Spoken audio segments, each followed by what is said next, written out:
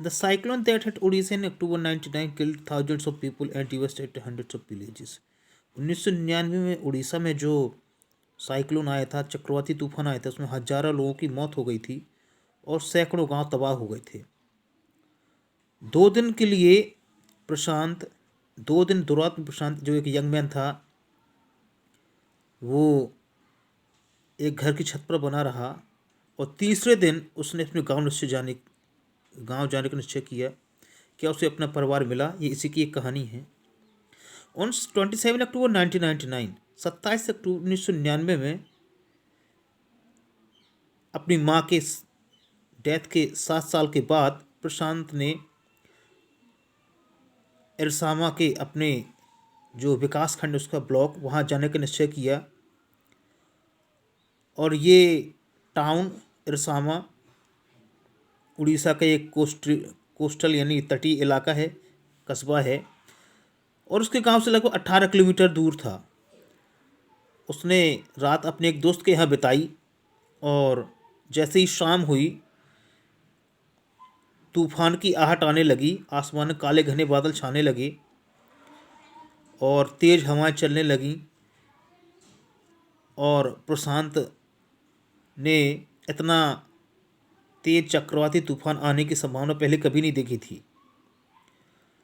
धीरे धीरे करके तेज आंधी शुरू हुई, बारिश शुरू हो गई और जो भी पुराने पेड़ थे वो सभी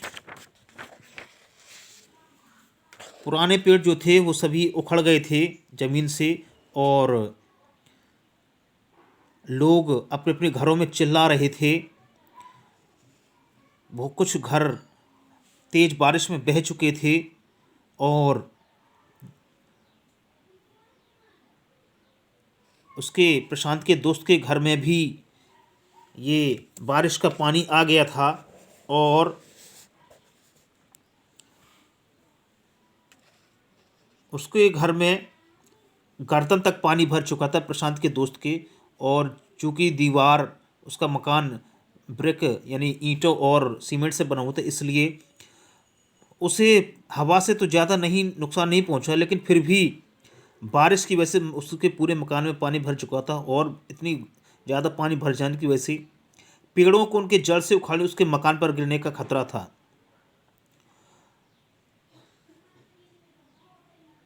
और उसे लगता था कि कहीं रात तक इस मकान पर ना ये पेड़ गिर पड़े, उसके और दोस्त के मकान को नुकसान पहुंच जाए।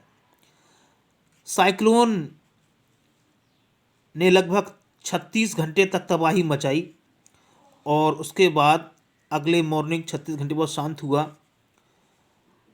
प्रशांत अपने दोस्त के घर में था और इन सभी लोगों ने छत पर शरण ले रखी थी। प्रशांत अपने उस एक्सपीरियंस को कभी नहीं भूल सकता था जिसमें सुपर साइक्लोन के द्वारा इतना नुकसान किया गया था, तबाही मचाई गई थी। In the grey light of the early morning, जब सुबह हुई तब चारों तरफ विनाश की कहानी का वातावरण था और हर जगह ब्राउन कलर का पानी था। जहाँ तक नजर जाती थी उसकी सीमेंट के बने हुए मकान थे, कुछ जगहों पर जो बचे हुए थे। चारों तरफ जानवरों के मरे हुए शरीर, कुछ इंसानी जिस्म भी मरे हुए थे, मरे हुए जो पानी में तैर रहे थे। और बड़े बड़े पेड़ जो थे वो पुराने, वो सभी पानी में गिर चुके थे, वो बह रहे थे। और उस प्रशांत के दोस्त के घर पर भी 2 कोकोनट के पेड़ गिर चुके थे और जिस वजह से इन लोगों ने उन पर शरण लिखी थी, उसमें से पानी पीकर काम चलाया था इन लोगों ने अगले कुछ दिनों तक। अगले 2 दिन तक प्रशांत अपने दोस्त के साथ रुका उसके घर की छत पर, लेकिन उसके बाद उसने अपने घर जाने का निश्चय किया।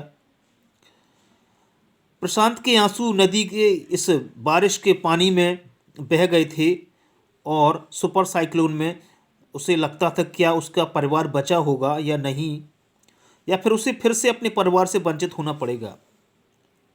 2 दिन बाद प्रशांत ने वो 2 दिन प्रशांत को 2 साल की तरह लगे और जब पानी बरसना बंद हुआ और धीरे धीरे पानी का लेवल कम होने लगा, तब प्रशांत ने निश्चय किया कि अपने घर जाकर बिना देरी किए अपने घर वालों को ढूंढेगा, अपने परिवार को ढूंढेगा। लेकिन कंडीशन बहुत ज़्यादा खतरनाक थी। उसके परिवार ने, उसके दोस्त के परिवार ने उससे कहा कि प्रशांत को अभी नहीं जाना चाहिए, कुछ समय और यहीं पर रुकना चाहिए। लेकिन प्रशांत जानता था कि उसे जाना ही पड़ेगा। उसने एक लंबी सी छड़ी ली, बांस, और उसने 18 किलोमीटर दूर अपने गांव जाने का निश्चय किया। और जहां कमर से ऊपर तक पानी भरा हुआ था, और वो एक ऐसी यात्रा थी जिसे वो प्रशांत कभी नहीं भूल सकता। He continuously had to use his stick look at the road. वो छड़ी की सहायता से रोड ढूंढता था कि कहीं ज़्यादा गहरा गड्ढा तो नहीं है, और जहाँ पानी उथला हो वहीं पर वो पैर रखे। और जहाँ कमर तक पानी होता था वो धीमे धीमे चलने लगता था। कई जगहों पर उसने वो रास्ता भटक गया और उसे तैरना भी पड़ा। लेकिन कुछ दूरी जाकर के उसने सांस ली कि to relieve to find two friends of his uncle who were also returning to their village. क्योंकि जब उसने देखा उसके अंकल के दो दोस्त भी अपने गांव की तरफ लौट रहे थे, उसे उन्हें देखकर काफ़ी अच्छा लगा। और उसके बाद वहाँ से उन तीनों लोगों ने आगे जाने का निश्चय किया। तीनों लोग साथ में आगे जाने लगे।